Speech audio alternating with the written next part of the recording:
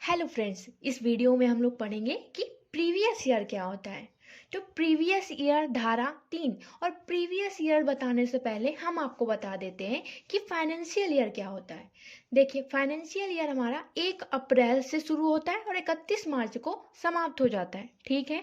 तो जो कंपनियां होती हैं ये अपना जो अकाउंटिंग करती हैं फाइनेंशियल ईयर पे करती हैं। तो इनका फाइनेंशियल ईयर 1 अप्रैल से शुरू होता है और 31 मार्च को खत्म हो जाता है। ठीक है।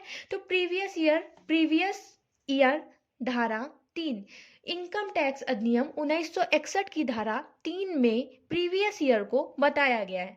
तो प्रीवियस ईयर से आशय कर निर्धारण वर्ष से ठीक पूर्व के वित्तीय वर्ष से, कर निर्धारण वर्ष से ठीक पूर्व वित्तीय वर्ष से है। तो कर निर्धारण वर्ष जैसा हमने आपको पिछली वीडियो में बताया कि कर निर्धारण वर्ष हमारा वो वर्ष होता है जिस वर्ष पे हम अपनी इनकम पे, जो हमने इनकम कमाई है उस इनकम पे जिस वर्ष हम टैक्स पे करते हैं, तो वो हमारा होता है कर निर्धारण वर्ष। जैसे जैसे अभी हमारा क्या चल रहा है, अभी हमारा चल रहा है 2024 चल रहा है। ठीक है। तो ये फाइनेंशियल हमारा कौन हुआ, 23 और 24, क्योंकि ये फाइनेंशियल ईयर स्टार्ट हुआ था 1 अप्रैल 2023 से, जो कि समाप्त होगा जाके 31 मार्च 2024 को। तो 1 अप्रैल से लेके 1 अप्रैल 2023 से लेके 31 मार्च 2024 तक जितनी भी कंपनियों ने इस फाइनेंशियल ईयर में अपनी इनकम कमाई है, वो 1 अप्रैल 2024 से लेके 31 मार्च 2025 वाले असेसमेंट ईयर में अपनी इनकम पे टैक्स पे करेंगी। तो जिस साल वो लोग टैक्स पे करती हैं उस साल को हम लोग असेसमेंट ईयर, तथा जिस वर्ष वो इनकम अपनी अर्न करती हैं मीन्स कमाती हैं, तो उस साल को हम लोग प्रीवियस ईयर कहते हैं। देखिए, वैसा ही लिखा हुआ है, धारा 3 में बताया गया है कि गत वर्ष से आशय कर निर्धारण वर्ष से ठीक पूर्व के वित्तीय वर्ष से है। ठीक है। दूसरा पॉइंट हमारा क्या है, दूसरा पॉइंट क्या है कि प्रत्येक प्रकार के करदाता के लिए तथा आय के प्रत्येक स्रोत के लिए वित्तीय वर्ष ही गत वर्ष होगा। मतलब कि प्रत्येक प्रकार के करदाता जो हैं उनके लिए वित्तीय वर्ष 1 अप्रैल से लेकर 31 मार्च तक ही होगा जिस वर्ष उन्होंने इनकम अर्न की है। ठीक है। तो अब तीसरा पॉइंट है कि नए स्थापित व्यापार अथवा पैसे के लिए। अच्छा, बात करते हैं कि अभी आप सोचेंगे कि अच्छा 1 अप्रैल से हमारा प्रीवियस ईयर स्टार्ट होता है, राइट। तो क्वेश्चन ये बनता है कि अगर 1 अप्रैल से स्टार्ट होता है और हमने अपना बिजनेस, मान लीजिए हमने 1 अक्टूबर को स्टार्ट किया या फिर 1 सितंबर को स्टार्ट किया, तो हमारे लिए क्या प्रोविजन होगा, क्या हमारे लिए भी 31 मार्च को ही अपना क्लोजिंग डेट होगा? तो क्वेश्चन का आंसर ये है कि जी हाँ, आपके लिए भी वही होगा। अगर आपने, जैसे हमने एग्जांपल यहाँ पे दिया, ये मिस्टर ए हैं, इन्होंने अपना एक बिजनेस स्टार्ट किया। वो बिजनेस उन्होंने 1 अक्टूबर 2023 को स्टार्ट किया। ठीक है। 1 अक्टूबर 2023 को अपना बिजनेस स्टार्ट करते हैं और 1 अक्टूबर 2023 को स्टार्ट कर रहे हैं अपना बिजनेस। तो इनके लिए भी फाइनेंशियल ईयर मीन्स इनके लिए भी वो वित्तीय वर्ष की समाप्ति की कौन सी डेट पे होगी, तो 31 मार्च 2024 तक।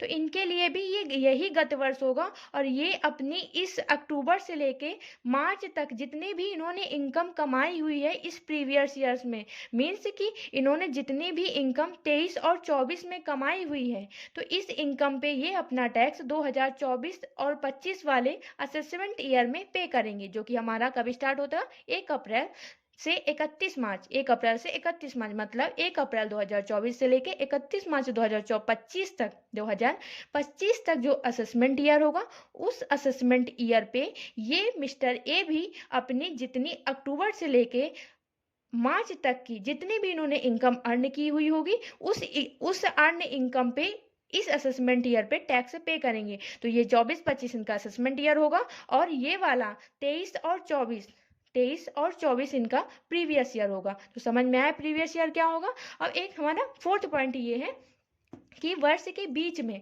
मीन्स हमारा जैसे फाइनेंशियल ईयर चल रहा है 1 अप्रैल से 31 मार्च, तो वर्ष के बीच में आप एक कुछ नए बिजनेस में एक नया साधन आरंभ करने, मतलब आप अपने बिजनेस में क्या करते हैं, कोई नया बिजनेस स्टार्ट कर देते हैं, तो क्या होगा, तो भी वही होगा। अगर आपने बीच में भी अपना नया बिजनेस स्टार्ट किया है तो आपके लिए भी वही प्रीवियस ईयर होगा और वही असेसमेंट ईयर होगा। मतलब जैसे आपने आपने 1 जनवरी 2023 को बिजनेस अपना स्टार्ट कर दिया। ठीक है। 1 जनवरी 2023 को बिजनेस स्टार्ट कर दिया। तो कौन सा फाइनेंशियल ईयर है ये हमारा? तो ये हमारा फाइनेंशियल ईयर है 1 जनवरी 2023 वाला, मतलब कि ये स्टार्ट हुआ था 1 जनवरी 1 अप्रैल 2022 से स्टार्ट हुआ था और 31 मार्च 2023 तक। मतलब इन्होंने अपना बिजनेस कब स्टार्ट किया है? तो इन्होंने अपना बिजनेस स्टार्ट किया है 1 जनवरी 2023 को। तो इन्होंने 1 जनवरी 2023 को स्टार्ट किया, तो इनकी भी क्लोजिंग डेट कौन सी होगी? इनकी भी क्लोजिंग डेट 31 मार्च 2023 ही होगी।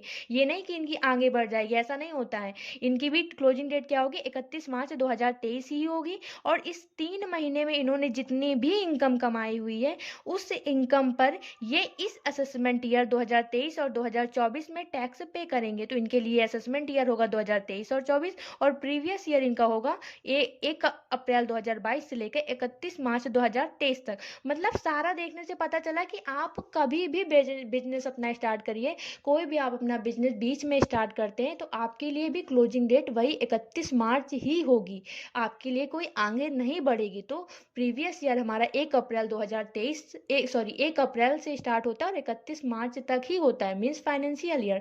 तो जिस साल हम अपनी इनकम अर्न करते हैं, जिस साल अर्न करेंगे तो उसको प्रीवियस ईयर बोलेंगे, और जिस साल हम इनकम पे टैक्स देंगे उसको हम लोग असेसमेंट ईयर बोलते हैं। चाहे बिजनेस बीच में स्टार्ट करो या अक्टूबर से, नवंबर से, दिसंबर से, आपके लिए भी क्लोजिंग डेट 31 मार्च ही होगी। ठीक है। तो एक नोट में और एक बात, अगर जैसे कोई करदाता है, कोई एसएससी है, वो नहीं चाहता है कि वो अपना 31 मार्च को क्लोजिंग करे, तो ठीक है, कोई बात नहीं। किसी कारणवश अगर वो अपना क्लोजिंग 31 मार्च को नहीं कर पा रहा है, तो उसके लिए ज़रूरी नहीं है कि वो 31 मार्च को ही क्लोजिंग अपना कर दे। वो अपना क्लोजिंग चाहे जब ही करे, लेकिन लेकिन लेकिन उसको अपना टैक्स चुकाना, उसको अपना टैक्स पे करने के लिए 31 मार्च तक का पूरा विवरण तैयार करना पड़ेगा। और 31 मार्च में जितना भी उसका इनकम होगी या जितना भी उसने इनकम कमाई होगी, उस इनकम पे उसे टैक्स पे करना पड़ेगा। तो ये है इनकम टैक्स का प्रावधान। ये कहता है इनकम टैक्स अधिनियम 1961 की धारा 3 की प्रीवियस ईयर क्या होता है। तो फाइनली जिस ईयर पे हम लोग अपनी इनकम अर्न करते हैं, तो वो हमारा प्रीवियस ईयर होता है, और जिस ईयर पे हम इनकम पे टैक्स देते हैं, तो वो हमारा होता है असेसमेंट ईयर। असेसमेंट ईयर के ठीक पीछे का वर्ष प्रीवियस ईयर होता है, और प्रीवियस ईयर के ठीक आगे वाला वर्ष असेसमेंट ईयर होता है। Thank you. समझ में आया होगा।